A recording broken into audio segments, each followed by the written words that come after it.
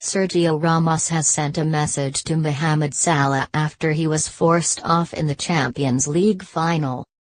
The Liverpool star was reduced to tears as he left the field during the first half of the showpiece clash in Kiev.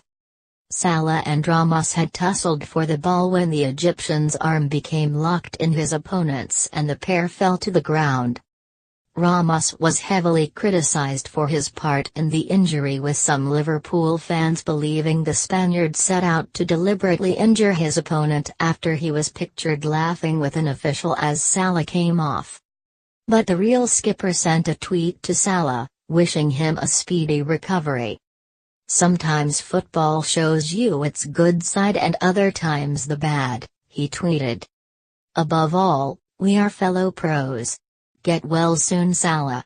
The future awaits you." Meanwhile, the Egyptian FA have revealed Salah could still make the World Cup in Russia.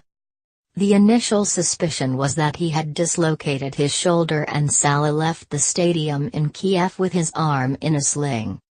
Reds boss Jurgen Klopp admitted the injury was likely a bad one, but Egypt are hopeful he could be fit to play this summer.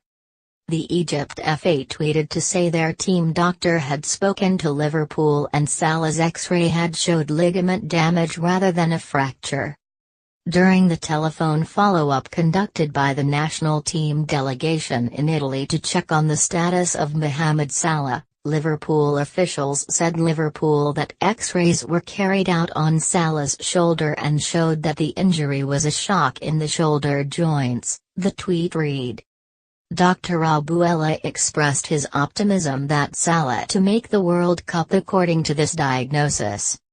Salah's goals led Egypt to the World Cup, and they get their campaign underway on June 15 against Uruguay.